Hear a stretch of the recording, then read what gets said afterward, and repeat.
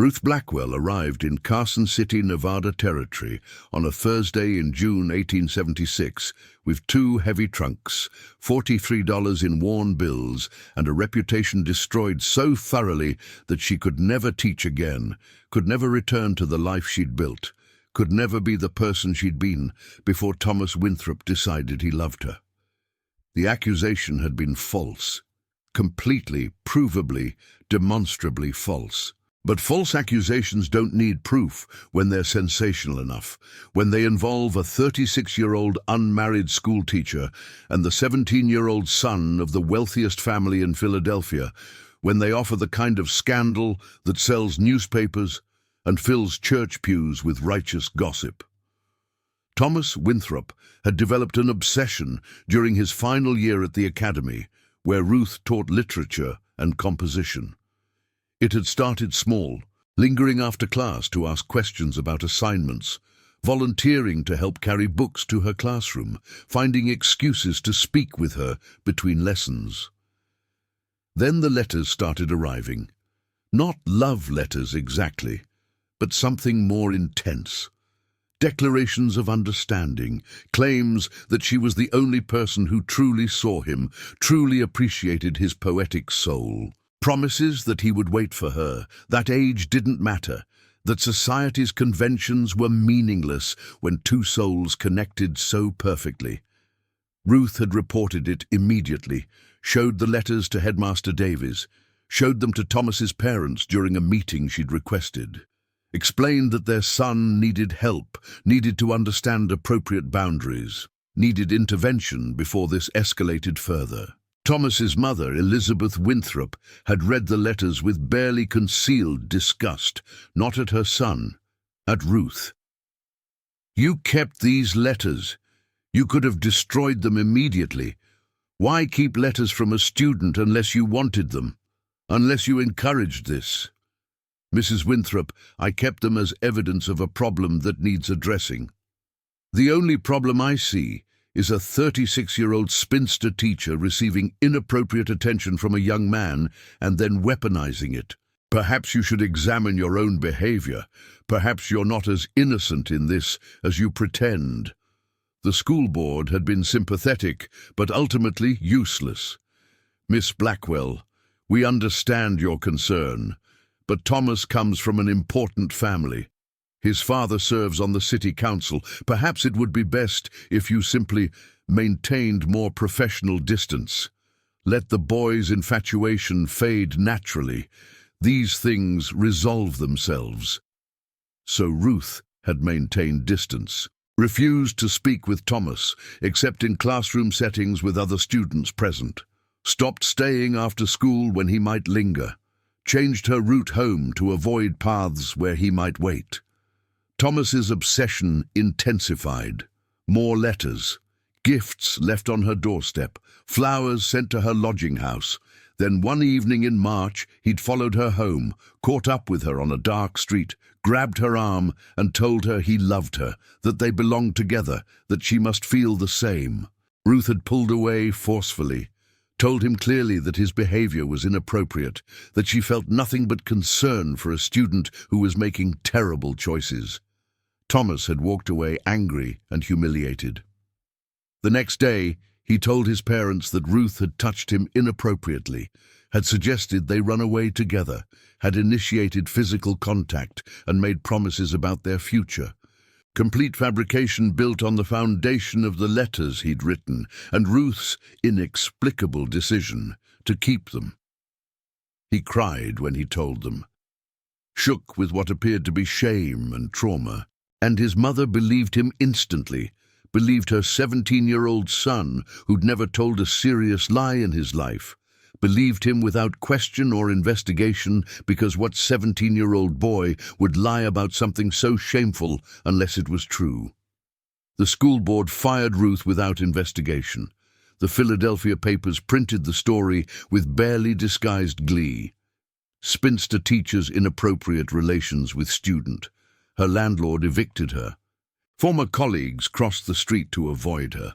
The man she'd been courting politely ended their relationship with a letter that never mentioned why, but both understood. Ruth tried to fight it, hired a lawyer with money she didn't have. But Thomas's father was on the city council. His uncle owned the largest newspaper. His family had influence Ruth could never match. The case was dismissed before it reached trial for lack of evidence to proceed, which everyone interpreted as guilty but can't prove it. So Ruth took her savings and left Philadelphia, went as far west as the train would take her, ended up in Carson City, where nobody knew her story, where she could start over, where maybe she could teach again under a different name. She applied to the Carson City School. They checked her references. Philadelphia responded with a carefully worded letter that said nothing directly but implied everything. Carson City declined her application. She tried Virginia City. Same result. Silver City, Dayton. Every school in Nevada Territory received the same letter from Philadelphia. Every school declined to hire the woman with the suspicious gap in her employment history. By August, Ruth's $43 had become $12. She was living in a boarding house that charged 50 cents per night. She had 6 days of lodging money left, no job prospects, no references that didn't destroy her, no family to return to. Her parents had died believing the accusation, had refused to see her before they passed. She was going to end up on the street, or worse. Women with no money and no prospects had limited options in mining towns, and all of those options led to the same place. That's when she heard about the Silverton mine. She was in the general store counting coins to buy bread when 2 miners were talking by the stove. "Nobody wants that property," one said. "Been abandoned 6 years. Mine played out. Shafts are still there but worthless. Owners trying to sell but can't give it away." "Cursed," the other agreed. 3 men died in that mine. Nobody wants to touch it. What's he asking? $50 for the whole property, 12 acres and the mine workings. Ruth's hand stopped counting coins. $50. She had 12. But $50 for 12 acres and existing structures, even if those structures were mine tunnels, was cheaper than any other property in the territory. She asked the miners for details. They looked at her like she was simple. "Ma'am, that mine's dangerous. Unstable shafts, water seepage. It's why it was abandoned. Nobody in their right mind would go near it, let alone live there." "But the property itself is solid. The Land's fine. Got a creek running through it, some timber. But the mine workings take up most of it. You can't build nothing on top of hollowed-out ground. Might collapse." Ruth thought about it for exactly 3 seconds. Then she found the owner, a man named Samuel Porter, who looked surprised and suspicious when a woman asked to see the Silverton property. "Miss, I have to be honest. That mine's worthless, dangerous. I'm only selling because I need to settle my late brother's estate. But I wouldn't feel right taking your money without telling you. You can't live there. It's not suitable." "I'd like to see it anyway." Porter took her up the mountain, 3 miles from Carson City. The Silverton mine sat in a valley with decent timber and a year-round creek. The mine entrance was a horizontal shaft, an adit, driven into the mountainside, about 7 feet high and 6 feet wide. Timber supports framed the entrance. The shaft went back into darkness. "Goes back about 300 feet, Porter said. "My brother thought he'd hit a silver vein, dug for 3 years, found some silver but not enough to justify the cost. Then 3 men died in a collapse. He abandoned it." Ruth walked to the entrance, peered inside. Cool air flowed out. The tunnel was dry near the entrance. Timber supports looked solid despite years of neglect. "How much water inside?" "Some seepage in the back sections, but front 150 feet is dry. Rock's solid there. It's the back sections that are unstable." "I'll give you $15 now, 35 more in 6 months. Porter looked at her like she'd lost her mind. "Miss, you can't possibly mean to live in a mine shaft. I mean to live on the property. What I build is my business.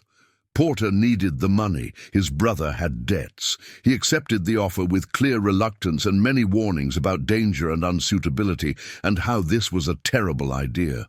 Ruth moved onto the property in September with 2 trunks and $3 remaining.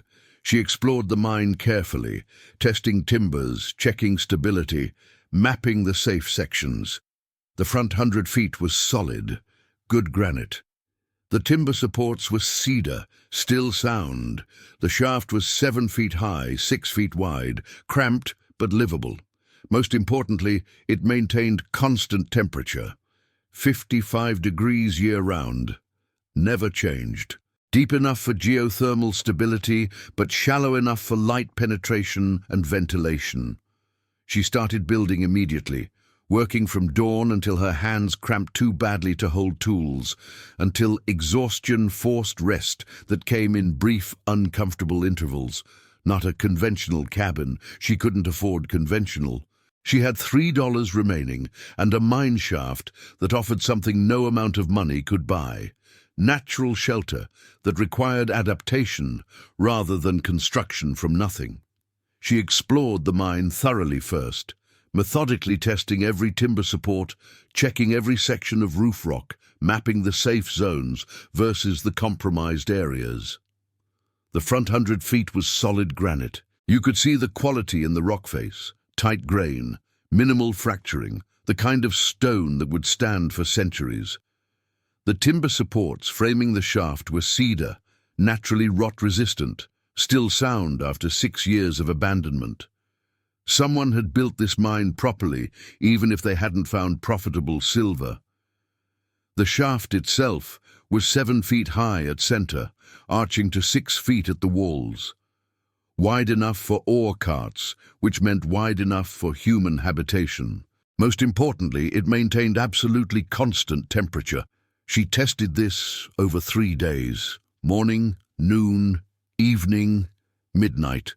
Always 55 degrees exactly, never varied. Deep enough for geothermal stability, but shallow enough that the entrance provided natural light for the first 20 feet and ventilation throughout. She made her decision. She would build inside the mine, not on the surface. Use the mountain itself as primary structure, as walls and ceiling, as insulation that human construction could never match. She started by marking her living space 20 feet inside the entrance, far enough for thermal stability, close enough for light and ventilation. She would build a room here, walls constructed within the tunnel, creating domestic space inside mining infrastructure. Gathering stone became her first task. The mountain provided. Granite fragments from historical excavation lay scattered near the entrance. She collected pieces, sorted by size, stacked them carefully. Each stone tested for stability, for flat surfaces that would stack cleanly. Building stone walls inside a tunnel required different techniques than surface construction. She couldn't dig foundations. She was already on solid rock. Instead, she carefully leveled her base course, setting stones in patterns that distributed weight evenly. Each course stacked precisely, gaps chinked with smaller stones, and mud mixed from clay deposits near the creek. The work was slow, solitary, physically exhausting. Her hands developed calluses, then blisters beneath the calluses, then permanent toughening that made her palms feel like leather. Her back ached constantly from bending, lifting, carrying stones that weighed 20 to 40 pounds each. She built 2 walls perpendicular to the mine shaft, creating a 12-foot deep room, with the granite mountain forming the other 2 walls. The stone walls rose slowly, 6 inches per day, 12 inches, eventually reaching 7 feet height to match the tunnel ceiling. For doorway, she left a 3-foot opening in the front wall. For windows, she cut 2 small openings in the side walls where she could install frames and oiled paper. Not for light particularly, she'd use lanterns, but for ventilation that supplemented the mine's natural airflow. The design was unprecedented. A room built inside a mine tunnel, using the mountain itself as walls and roof. using Stone Age stability for shelter. The first person to see it was Martha Green, whose husband owned a stamp mill. She'd come looking for Ruth, curious about the woman who'd bought the cursed mine. "Dear God," Martha said, staring into the mine entrance where Ruth had built walls and installed a stove. "You're living in a hole, in a mine, like some kind of animal." "I'm living in geologically stable shelter that maintains constant temperature. It's actually quite comfortable. It's a cave. It's dark and damp and completely unsuitable for human habitation. It's dry, actually, and the temperature regulation is superior to any cabin.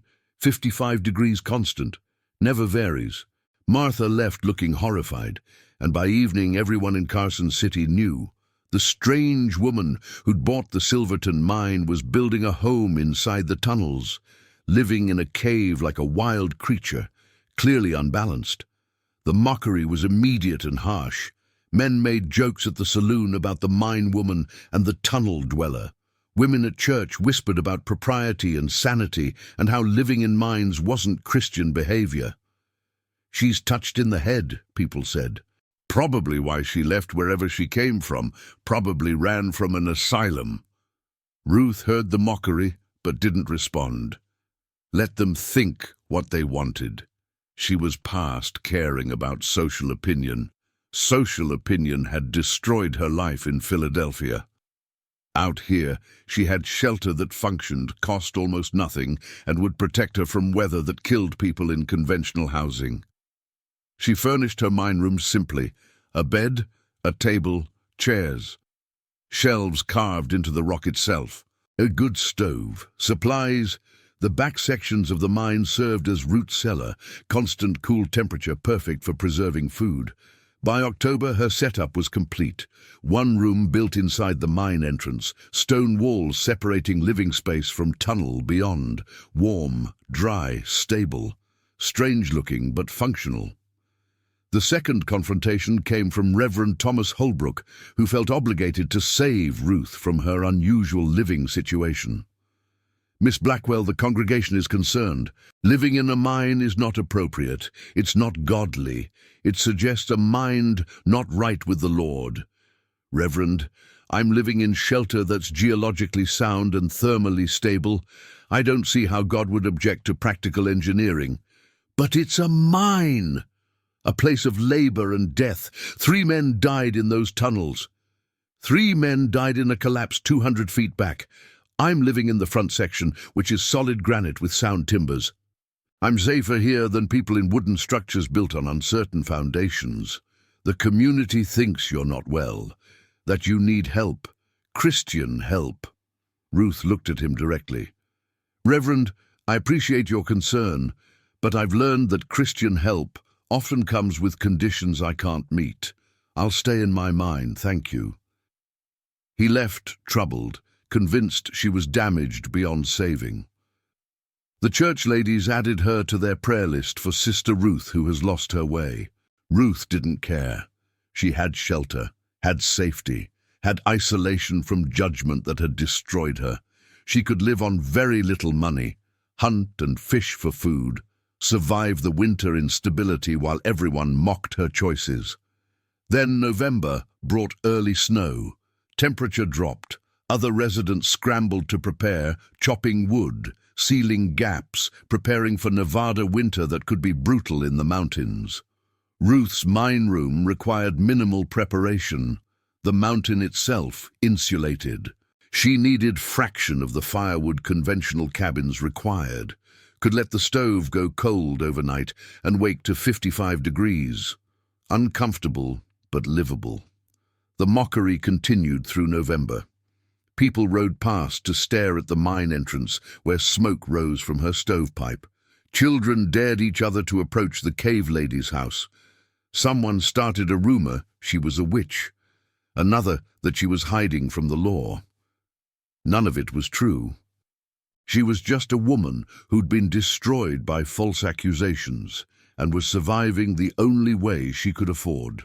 The test came on December 20th, 1876, arriving with the particular cruelty of mountain winter that transforms familiar landscape into alien killing field within hours. The storm that Nevada historical records would later call the Silver State Blizzard, the worst winter storm the territory had experienced in documented history, the storm that would kill 47 people across Nevada and change how people thought about shelter and survival. It started at dawn with deceptive mildness. Temperature had been hovering around 15 degrees for days, cold but manageable. Then, at sunrise on December 20th, something shifted. The air pressure dropped noticeably, animals went silent, the quality of light changed to that particular grey that warned of serious weather approaching. By 7 a.m., temperature had dropped to 5 degrees. By 9, 0. By noon, -5. The drop was steady, relentless, unstoppable.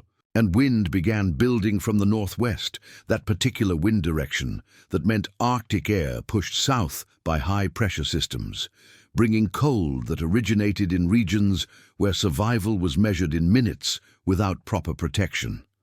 Snow started falling around 10 a.m., not gentle flakes. Dense, heavy snow driven by increasing wind. By noon, visibility was 50 feet. By 2 p.m., 10 feet. By evening, you couldn't see your hand at arm's length. The world disappeared into white chaos. Temperature kept dropping, -10, -15, -20. Wind increased to 40 miles per hour, 50, 60.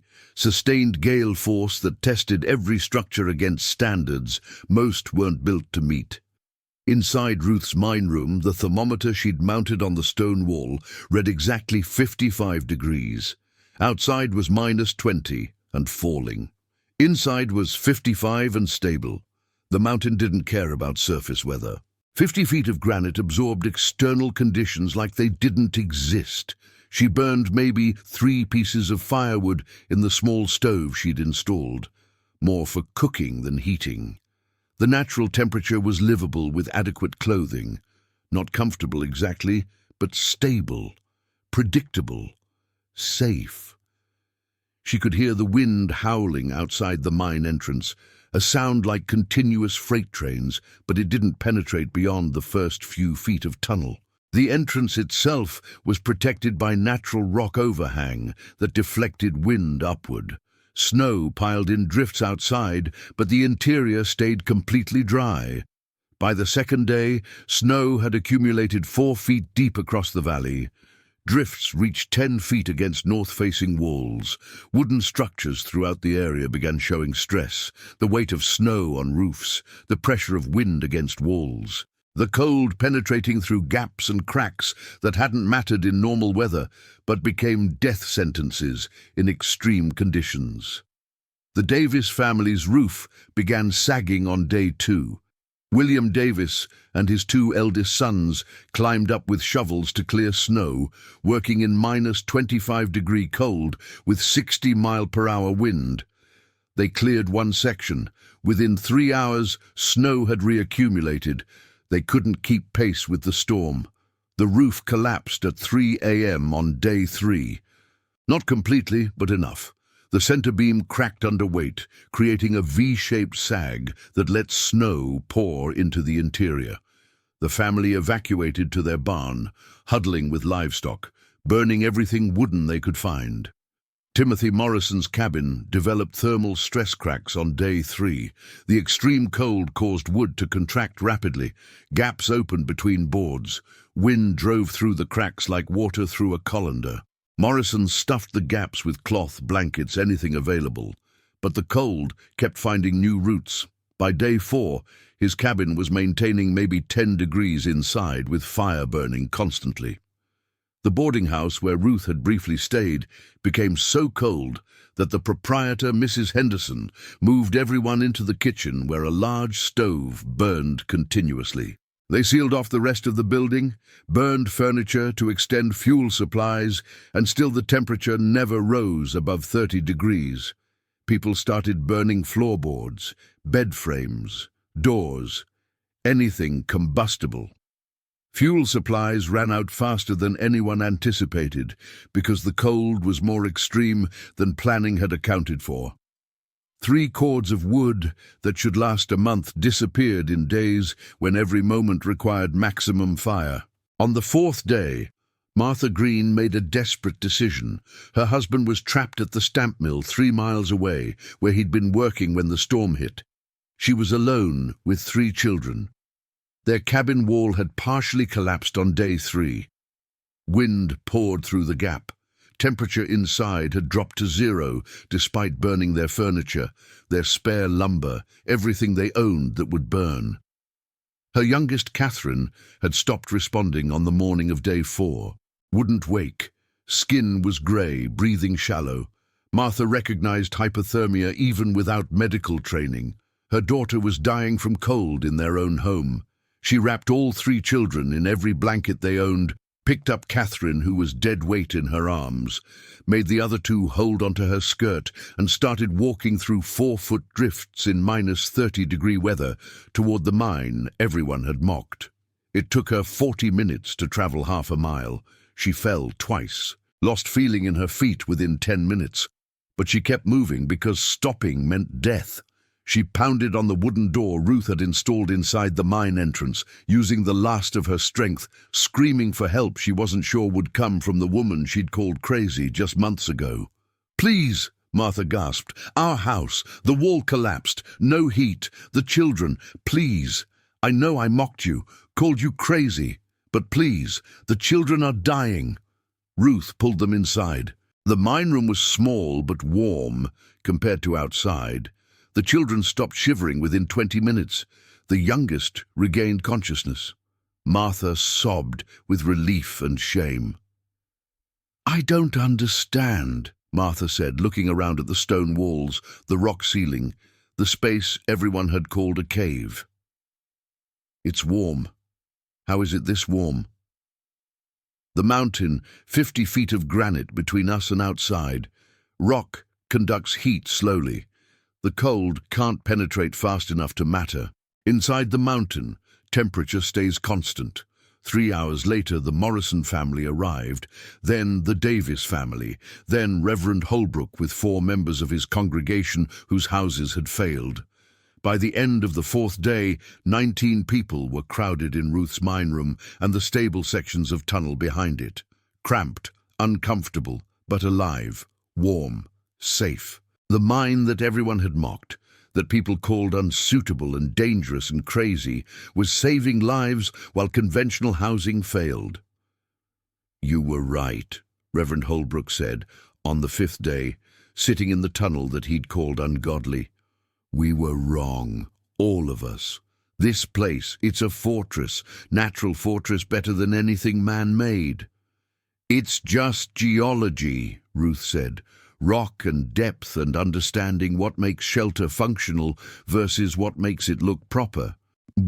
"Why didn't you explain? Why didn't you tell people this would work? Would you have believed me, a woman with no reputation, no credentials, claiming that living in a mine was superior to conventional housing? You would have thought I was justifying madness." "Yes," Holbrook admitted quietly, "we would have. We did." The storm broke on December 28th, 8 days of sustained cold and snow. They emerged to a transformed landscape. Every wooden structure in the area showed damage. Some were destroyed. Many had frozen pipes, cracked walls, damaged roofs. Ruth's mine entrance showed 10 feet of snow piled against it, but the mine itself was unchanged, untouched. The mountain hadn't noticed the storm. Martha Green apologized formally. "I called you crazy, called your home unsuitable, told people you were touched in the head. I was wrong, completely wrong. You saved my children's lives." "You weren't wrong to be skeptical. Living in mines isn't conventional, but conventional doesn't mean optimal." "Why here?" Martha asked. "Why Nevada? You talk educated. You're clearly from back east. What brought you to a mining camp to live in a tunnel?" Ruth was quiet for a long moment. then decided truth couldn't hurt worse than lies already had. I was a teacher in Philadelphia. A student developed an obsession. When I rejected him, he accused me of inappropriate conduct, false accusation, completely false, but his family had influence. I was fired, ruined. Came here to start over, but the reputation followed. No school would hire me. This mine was what I could afford. $50 for property everyone else considered worthless. Martha's face changed. That's why you were so resigned about the mockery, the judgment. I've been judged before, by people who mattered. After that, judgment from strangers doesn't hurt much. Word spread about Ruth's story, about the false accusation, about a teacher destroyed by lies and social influence, about how she'd survived with intelligence and determination while everyone mocked her. The community saw her differently after that, not as crazy, as resourceful, damaged by injustice but functional, worth listening to. 4 families asked Ruth to help design improved housing. She taught them principles of thermal mass, earth sheltering, rock construction. By spring of 1877, Carson City had 6 houses built partially underground, using stone and earth for insulation, applying mining engineering to domestic construction. All 6 houses survived the next winter better than conventional housing. Proved Ruth's methods worked not just for her, but for anyone willing to build differently. But Ruth stayed in her mine, comfortable there, safe from judgment in a way she'd never been in conventional society. The mine that everyone called unsuitable had become home in ways Philadelphia never was. She lived in the Silverton mine for 23 years, died in 1899 at age 59, never married, never taught formally again, though she tutored children whose parents couldn't afford school. Her obituary in the Carson City newspaper mentioned she'd been a teacher once. Didn't mention the accusation or the scandal, just said, Miss Blackwell pioneered earth-sheltered housing in Nevada Territory. Her innovations saved multiple lives during the Silver State blizzard of 1876. They buried her on her property near the mine entrance, under a stone she'd carved herself years before. Ruth Blackwell, teacher, builder, survivor. The mine entrance was sealed in 1924 for safety reasons, the timbers finally rotting after 48 years. But the principles Ruth demonstrated lived on. Earth-sheltered construction, geothermal stability, using natural formations for human shelter. And in Nevada Territory, among people who remembered or whose grandparents remembered, they told a different story. Not about a crazy woman living in a cave, about a teacher destroyed by false accusations who rebuilt her life in a mine everyone mocked.